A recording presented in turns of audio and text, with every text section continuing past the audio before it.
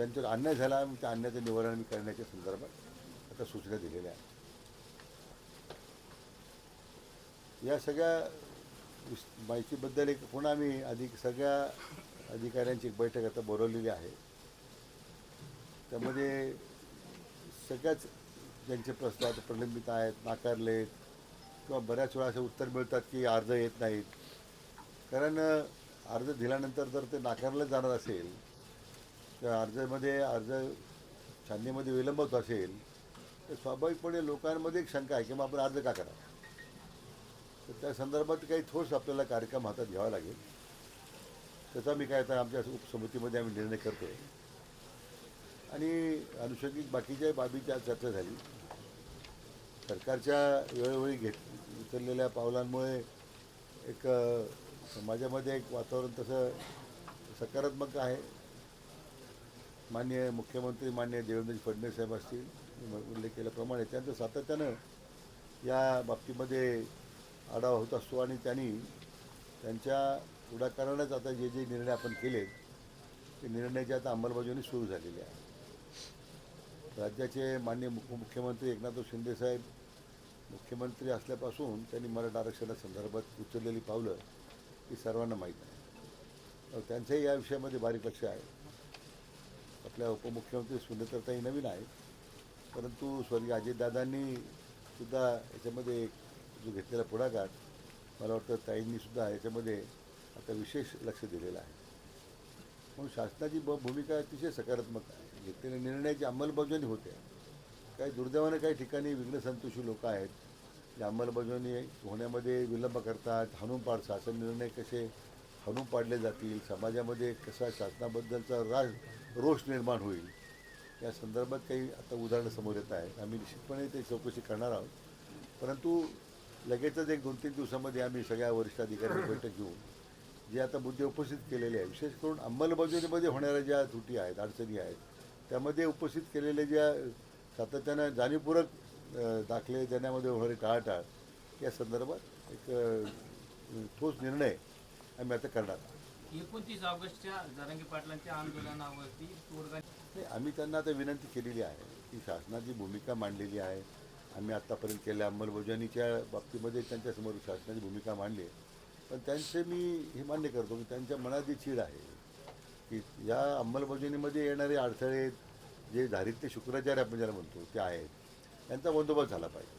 शेवटी समाजासाठी त्यांचं भांडण आहे, समाजासाठी त्यांचा लढा आहे. निस्वार्थीपणे त्यांनी उभं केलेलं जे आंदोलन आहे आता त्याला कुठंतरी मूर्त स्वरूप प्राप्त होतं आहे, मागण्या मान्य होत आहे, अंमलबजावणी होत नाही मूळ त्यांचा रोष आहे. शासन म्हणून आमची ती जबाबदारीच आहे. घेतलेल्या निर्णयाची अंमलबजावणी प्रभावी झाली पाहिजे की ही आमची भूमिका जी आहे आम्ही त्यांना आश्वासित केलेलं आहे.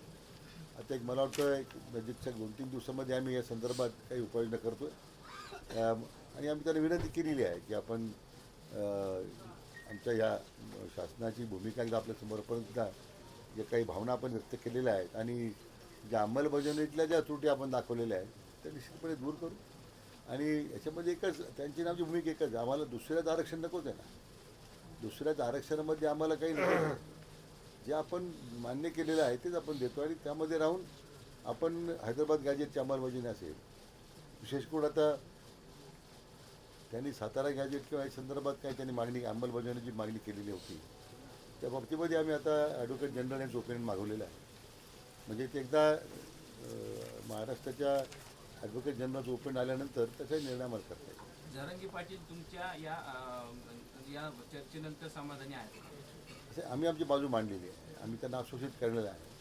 सरकारची भूमिका अतिशय स्पष्टपणे आम्ही जे शासन निर्णय करतो ते समोर मांडलेला आहे आणि त्यांना विनंती केलेली आहे. आता आपण सगळे मिळूनच पुढं आपल्याला घेऊन जायचं आहे.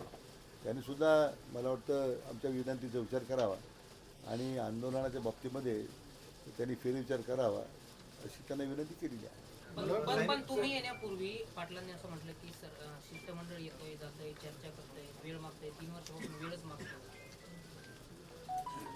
शासनाची भूमिका जी वेळोवेळी जी करावं लागते ती आपण केलेली आहे.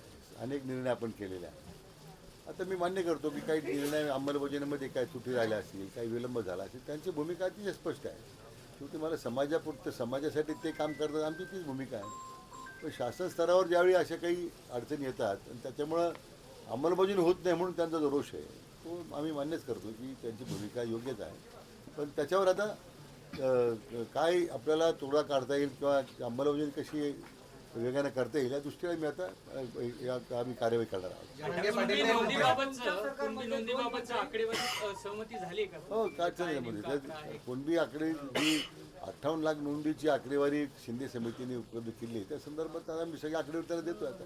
जरंगे पाटिल के 29 तारीख के अनशन की तैयारी हो चुकी है, आज आप चारों लोग आए हैं, क्या सुझाव मिलते ये दूसरा काफ़ी है और मैं मानता हूँ कि कुछ खामियां सरकार के निर्णय में उसके इम्प्लीमेंटेशन में हुई है, उसके चलते काफ़ी रोष है लोगों में. और माननीय जरंगे पाटिल का भी वही कहना है कि अगर निर्णय होते हैं शासन निर्णय उसके अमलबजावनी करने में एक तो देर होती है या कई जगहों पे जो अधिकारी है जब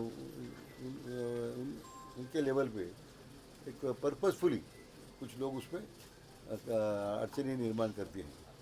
तो निश्चित रूप में लोगों में जो सरकार के खिलाफ जो रोष है उसके कारण सरकार के खिलाफ तो व्यक्तिगत कुछ नहीं है, लेकिन समाज के लिए जो सरकार ने निर्णय लिया है उसकी अमलबजावनी शीघ्र गति से होती नहीं, उनका ये आक्षेप है. मानते हैं कि उसमें बदलाव लाने की आवश्यकता है, सुधार करने की आवश्यकता है. उनको हमने उसके बारे में आश्वासित किया है. सफल हो गए आप 4 लोग सफल हो गए इस बात नहीं उनके सामने रखी है. इस 2-3 दिन में जो कोई मामले उन्होंने सामने लाए उसके ऊपर भी कुछ निर्णय कर रहे हैं. और हम समझते हैं कि मैं मानता हूँ कि हमारी वो जो विनंती है हमें जो तो स्वीकार करेंगे ऐसे मानते हैं. 58 लाख कुणबी नोंदींचे डेटाचे त्यांनी